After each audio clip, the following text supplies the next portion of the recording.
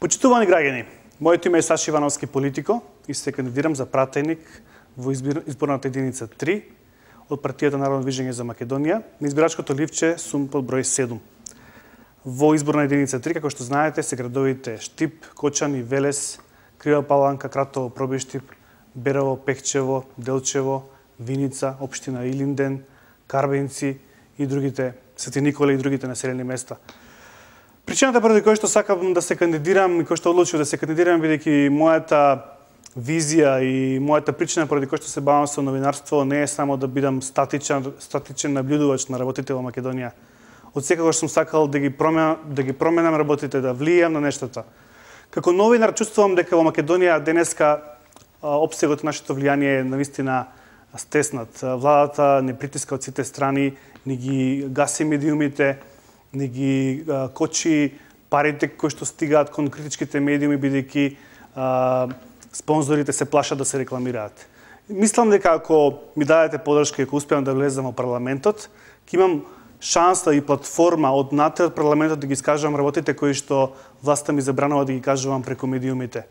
Тогаш ќе можам во очи да го погледам премиерот и да му ги кажам работите кои што до сега немав шанса да ги кажам, бидејќи тој се плаши да гостува во мојата емисија или пак во емисиите на другите мои колеги и новинари кои што не се согласуваат со неговата работа. Исто така, од Собранието ќе можеме да предлагаме закони кои што партиите сега немаат храброст да ги предложат. Јас ги имам тука напишано 25 мерки кои што планирам да ги реализирам и да ги покренам за време на моето присуство во парламентот, доколку вие ми изгласате и ми дадете доверба. Но пред тоа сакам да се представам, сакам да ви кажам кој сум јас. Можеби некои од вас ме познаваат по мојот настап во надзорна комисија во Собрание, каде што жестоко се спротивставив на владеачката партија и на пратениците од владеачката партија за сите злодела кои што тие ги направија сите овие 8 години додека се на власт. Можеби некои од вас ме познаваат по мојата емисија Политико, која што одеше на наша ТВ, но ја укинаа бидејќи почнав жестоко да ја критикувам власта. Можеби некои ме познаваат и од АТВ, поранешна Амазон телевизија, каде што исто така водев прес-центар, дебатни емисии, но бидејќи спонзорите се плашат да се рекламираат во критички емисии и за жал и таа емисија сгасна. Можеби па дел од вас ме препознаваат по мојот вебсайт maktel.mk, каде што жестоко секој ден ги ја критикувам власта и предлагам и решенија и предлози до опозицијата. Но голем дел од тие предлози не наидоа на слух кај сегашната опозиција, затоа решив самиот да поборам подршка од вас за да влезем во Собранието да ги предложиме тие мои идеи како закони, како мерки. Народно движење за Македонија под водство на лидерот Јанко Бачев ги прифати тие мои барања и ми даде подршка и ме кандидираше во изборната единица 3. Затоа сега користам оваа можност да ви кажам тие мои 25 идеи кои се надевам дека ќе бидат прифатени од ваша страна. Но сепак уште малку за мене. Имам 34 години, роден сум во Кратово, во мало градче, во работничка фамилија, семејство кое што има многу скромни приходи секогаш, но секогаш ме бодреше, ме правеше амбициозен, но од друга страна научив сам да ги работам работите, се што сум постигнал во животот речиси сам. Студирањето ми беше многу тешко, морав да работам за да си го платам образованието. Никогаш преку врски не ми било дадено ништо, ниту испит ми било положено, ниту пак работа ми била дадена. Морав да работам во Грција на плантажи, да берам тутун, ноке, на колена, клекнат, или пак да работам на бродови, да работам по 15 часа на бродови, бев и во Америка.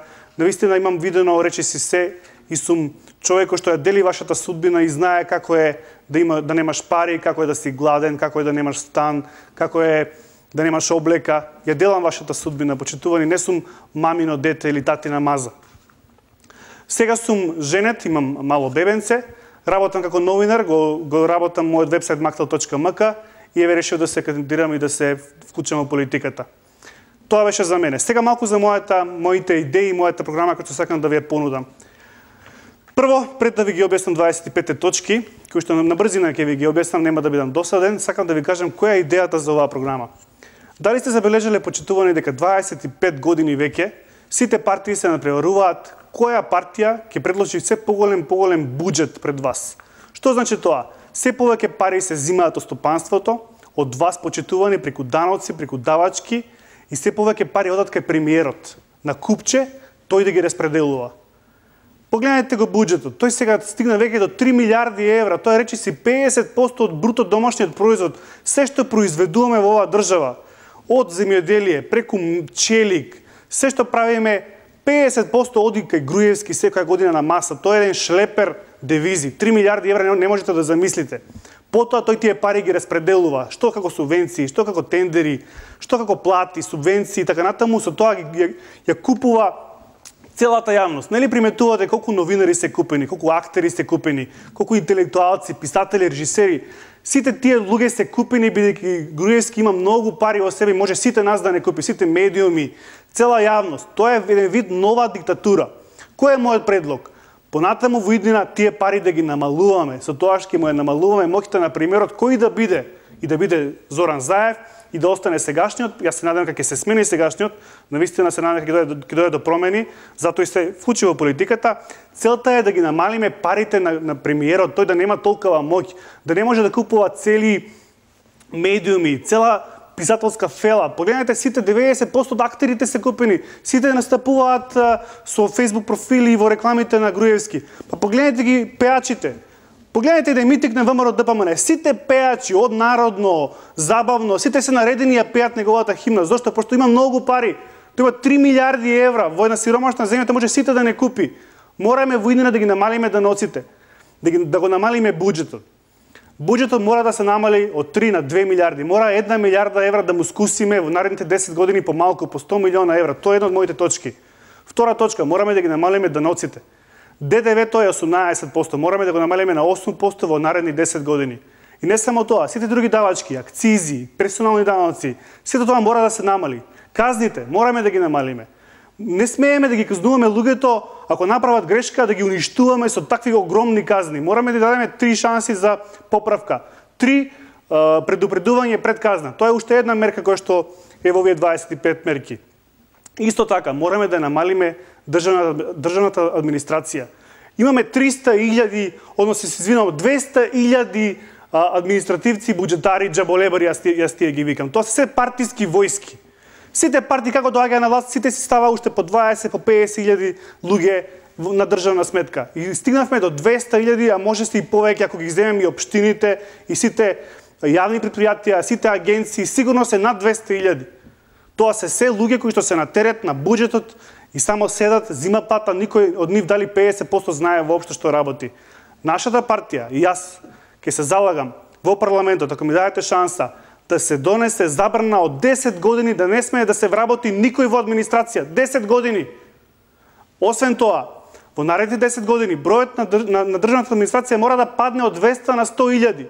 Секоја година ќе намалуваме по 10.000, што преку пензија, што преку откази. Тие луѓе мора, како сите нас, да си го печелат лебот на пазарот, мора да работат, како сите нас да одговарат за сработеното, мора да се отворат фирми, да се мачат како сите нас. Не може да живеат на нашиот грб. До кога така? Тоа не може да продолжи. Ќе укинеме многу министерства и многу агенции. Па знаете ли колку министерства постојат, а никој не знае зошто постојат? Еве да ве прашам. Министерство за локална самоуправа. Што прави министерот за локална самоуправа кога веќе имаме градоначалници?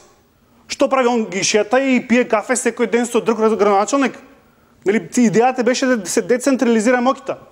Да има градоначалници, а сега зошто има министер за локална самоуправа? Тоа никого не му е јасно.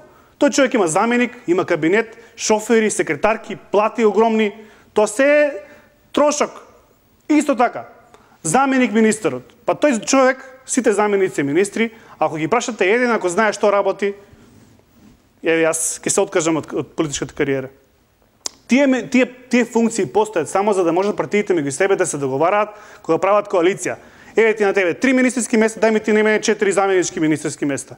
А тие луѓе имаат лимузини, шофери, секретарки, канцеларии, неведени трошоци се прават. Тоа се мора да се укине. Потоа, Министерство за култура.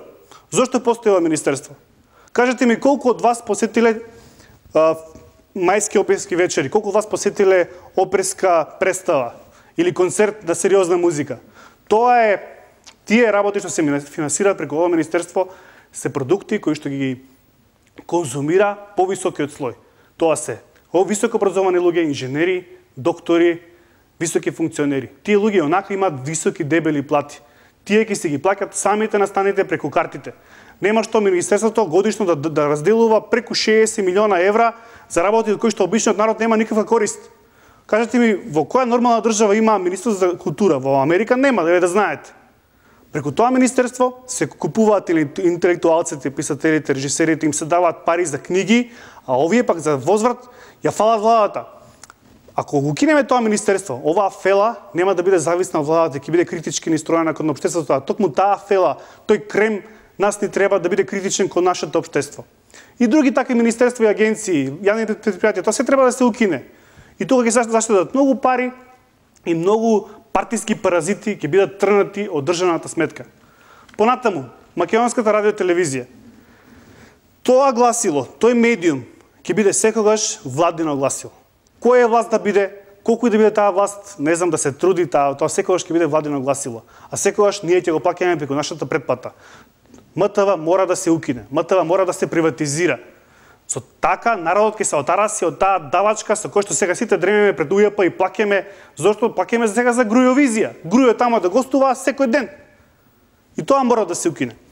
Понатаму, мораториум 10 годишен за набавка на мебел и автомобили во државните администрација.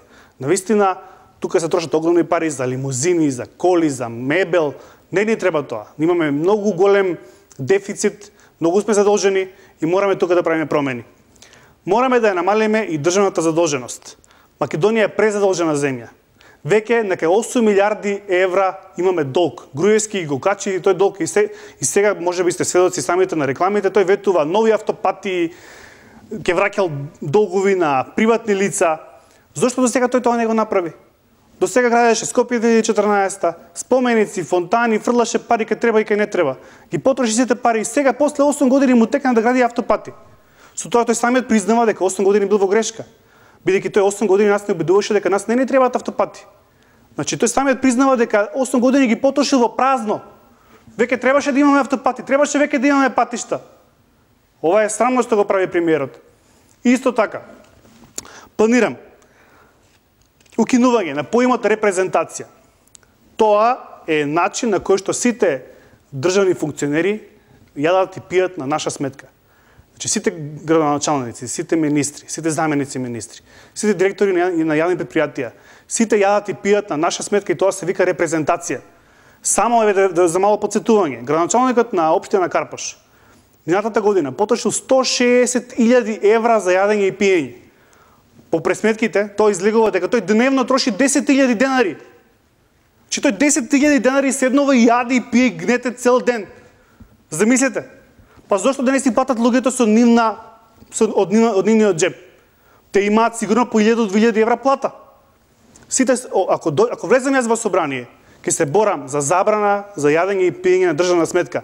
Секој функционер, ако оди у кафана, има да си плати со свој джеб. Па тогаш ќе ги видите седнати по кебапчилниците и ќе јадат по 5 кебапчиња. Нема како сега да јадат во најскапите ресторани во Воденица, кај што едно јадење 1000 денара. Мораме да им ги скратиме она бркањето во нашиот джеб. Претера прекардашија. Понатаму, сигурно сте свесни што се случува овие денови како ВМРО ДПМН ги купува медиумите. Мораме да го спречиме тоа во иднина да не се случува. Затоа, јас и мојата партија ќе се бориме.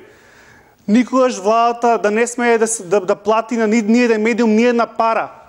Така, медиумите ќе бидат секогаш независни од владата.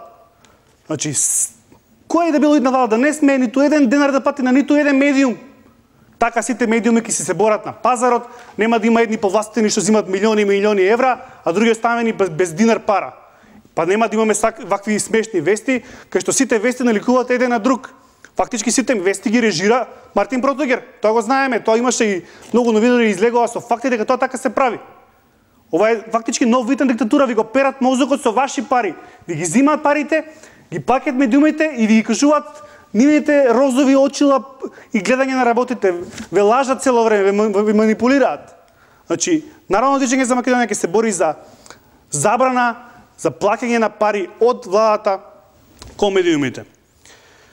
Понатаму, сведоци сме дека многу државни функционери прават грешки, ќе се заташкаат работите, после една година пак го гледате во некој друго министерство. Се сеќавате, имаше еден директор на некоја агенција за финансиска контрола, го фатија жив на мобилен од ВМРО ДПМН, како го уценува газда на дискотека, како му бара пари или ќе го затворил. Мислам дека секаше Сашо од Кичево некаде беше. Тоа се случи пред 3 години. Сега, оваа година, тој човек е на партиската листа на ВМРО ДПМН, го кандидира за пратеник, беше директор на Стрежево. Ние како Народно движење за Македонија ќе се бориме, ако некој некогаш украде пари, пречекори властувања, тој да му се даде забрана никогаш да не смее да биде на функција, нити пак вработен во државна администрација. Еднаш ако си направил белја, за секогаш ќе си бараш чарето, потоа на пазарот, сам ќе си отвараш тезга, ќе си работиш, не смееш веќе да се бавиш со државна функција, еднаш се покажало дека си расипан човек, дека крадеш, готово со тебе. Понатаму, уште една мерка. Сигурно самите знаете, се чуле колкави плати има во јавните предпријатија. Еве да ве потсетам дека во она предпријатие што е задолжено за контрола на аеродромот, имаат плати по 2 до 3.000 евра. Исто така во она агенција за медиуми, сега што е АЕК, и таму имале по 2-3.000 евра плати. Правеа забави по 20.000 евра новогодишни забави. Народно движење за Македонија ќе се бори платата да се цементира на максимум 40.000 денари. Ако сакаш повеќе, ќе си дадеш отказ, па ќе одиш во приватен бизнис, па таму ако те бива, ќе си заработиш 1.000 или 2.000 евра. Ако работиш во државна администрација, бидејќи јас тогаш тебе те плаќам како функционер, не смееш повише 40.000 евра, се извинувам, 40.000 денари да земаш. Тоа ќе биде плафон. Тоа ќе важи и за пратеници, и за министри, и за премиери, и за сите. Па нели сите сме патриоти, нели ја сакаме државата. И па ако ја сакаме, 40.000 денари е доволно. Понатаму трудот нека биде патриотски, еве влог кон државата, како што рече Џон Кенеди, што ќе направиме ние за државата, не само државата за нас. А не може патриоти, 2.000 евра плата. И тоа од државата. Понатаму, укинување на голем број амбасади. Ние сме мала земја, сиромашна. Ниту имаме нафта, ниту злато, ниту диаманти, ниту пак море, ниту пак пристаништа. Сиромашна земја. Не може една сиромашна земја да има како нас, да има 60 амбасади. Амбасада во Мексико, амбасада во Венецуела. Тоа се дувла за бивши функционери, што сега ги истрошиле, ги фатило мрзата, одработиле за Груевски, па ги праќаат по цел свет таму да лежат и да зимаат кој знае колку пари плата, да имаат и шофери, и амбасади, и хациенди, и све и свашта. Македонија е мала земја. Нас не требаат максимум 10 до 15 амбасади. Се знае кои се центрите на моќ во оваа земја. Г8, 8 членки на групацијата Г8 најмоќни земји. И плюс земјите кои што се во Советот за безбедност. И нашите соседи. Максимум 15 земји, толку. Другите амбасади, се да се тоа затвори, да се вратат дома тие джеболебари, да се продадат тие амбасади таму, да не се подава пари за кирија. Бидејќи навистина одиме во тешка була. Оваа држава, оваа влада, оваа година планира да има 300 милиони евра дефицит. Тоа е огромна сума. Во 90-тите целиот буџет беше околу милиарда евра, а сега пола од тој буџет е у минус Груевски. Тоа е шокантно. Понатаму, знаете и самите дека оваа влада начелно се бори против митото и корупцијата. Затоа има неколку тела за антикорупцијски вакви такви, ама претседателите сите се од ВМРО ДПМН предложени. И тие се прават слепи. Затоа ние како Народно движење за Македонија предлагаме сите антикорупцијски тела и комисии да бидат претседателите пратеници од опозицијата. Тоаш ќе знаеме дека тие пратеници ќе се борат да ги фатат сите грешки на кој да било власт. Кој да сгрешил, кој да се фатил за парите, ќе биде уловен и фатен и нема да му се простува. Понатаму, знаете дека овој премиер 8 години го нема никаде да се јави на ниту еден дуел. Ние како Народно движење ќе се бориме да се донесе закон, на кој што ќе му се наложува премиерот еднаш годишно да се појавува на дуел со лидерот на опозицијата. Не може да бега, кога тоа се знае дека државна демократска обврска. Секој премиер мора да седне со лидерот на опозицијата или со критички новинар и да добие тешки прашања, а не сега како што оди кај Јанко Бурекот и кај Миленко и го прашуваат како си премиере, ти си гений, ај кажи ни се раскажи ни на приказна кога беше малечок ти, некој виц кажи ни за твојата мачка. Тој тоа го правеше и кај Тони Михајловски, и кај Миленко и кај Јанко. А знаете самите дека последното критичко интервју беше со Роберт Поповски на Канал 5 и човекот од тогаш мракот го изеде. Мора да се појава премиерот еднаш годишно на критичко интервју или пак на дуел со лидерот на опозицијата. Мора да ги добие тешките прашања, мора да одговори за сите афери, за сите скандали. Не може да се случат афери Никој за тоа да не одговара, па дури и премиерот да не одговара за тоа. Не може неговиот прв браточет, шеф на тајните служби, да се богати, да имаме милионски афери со блиски новинари на власта, милионски суми се вадели у кеш, се носеле преку граница, се ногеле по 750 евра во шиша на граница унгарска биле фатени, милион други афери и скандали, никој за тоа не одговара, само гледаме за успесите на владата, само за добрите работи. Еве го су брата Рој, го шета 2 месеци 3 низ Македонија, помпи огромни, концерти прави, одеднаш сите забравивме на него. А на тоа критичко интервју ќе го прашаме, премиере, како можевте така со така будалетник, така криминалец да ни ветувате такви работи, да му давате земјиште во Охрид, зошто не го проверивте пред тоа, како може така да работите? Понатаму, го зголемување на казните за сите оние што направиле проневера или украле пари од буџетот. Не може со условни казнички, со мали казни, мора да им се даде големи казни. Затоа Народно движење за Македонија предлага минимум 10 години казна за секој оној што украл државни пари. Па утре секој што ќе го стават на функција има 2 пати да размисли дали да бркне во чекмеџето и да украде нешто. А не сега они прават свесна работа. Ќе украде 20-30 илјади евра, ќе ги одлежи за 1 година, или па они крадат повише, они крадат по 100-200 илјади евра. Ќе ги одлежи за 2 години и го гледаш утре бизнисмен, вози Мерцедес, има хациенди, невидени пари. Па ставите, знаете, разпрашате се вашиот комшилук, колку бивши функционери сега се газди на големи компании, имат големи куки, одлежале 1 година, 2 затвор условно и слободни се. Не може. 10 години има да скапе у затвор ако украл државни пари. Понатаму. Намалување, реков, на нашата задолженост за 50%. Мораме да ја намалиме од 8 милиарди на 4 милиарди. Наредните 10 години ги намалуваме нашата задолженост. Не смееме веќе да се задолжуваме, бидејќи ние мораме да чуваме една безбедносна маргина на нашата задолженост. Утре не се знае каква криза може да не погоди, може уште една војна ќе не погоди, кој знае што може да се случи. Ние мораме да бидеме на безбедно. Не може да одиме до црвената линија во мирни услови сега кога е мир, а утре за црни времења да не можеме да се задолжиме. Мораме тоа да го ставаме за црни времења, не знам, земјотреси, поплави, несакани работи. Не можеме за Скопје 2014 да се задолжуваме по пола милиарда евра, тоа е небулоза, тоа е идиотизам. Укинување на државните монополи. Навистина, како партија која што сме на центарот, ние сакаме да дозволиме, почитувани гласачи, бизнисот да си цвета без монополи, без малтретирање од страна на државата. Еве сведоците дека овие денови премиерот се фали дека он од буџетот ќе плаќал, ќе враќал долгови на сите нас. Погледнете која е тоа перверзија. 8 години тој не малтретираше со казни, не ги затвараше бизнисите. Се сеќавате на случаите кога беа затварани цели ресторани само за 10 денари што му биле најдени во каса. Тој 8 години не малтретираше, не казнуваше, ги затвараше нашите бизниси. Исто така се сеќавате дека цела година премиерот не врати ДДВ. Цела година тој не направи поврат на ДДВ кон бизнисите. Бизнисмените немаат пари да делат плати и многу луѓе како нас индивидуи не добива плати, добива помали плати и заглавивме на со нашите кредити. И сега премиерот како спасител се покажува како голем човек и ќе ни враќа пари од буџетот. Оти не ни врати пари од неговите лични пари. Тој направи штета, ќе си пати казна заради тоа, ќе ги пати нашите долгови од парите на Мијалков и неговите пари. А не од нашите пари пак да зема да не ги враќа нашите долгови, да прави дупла штета.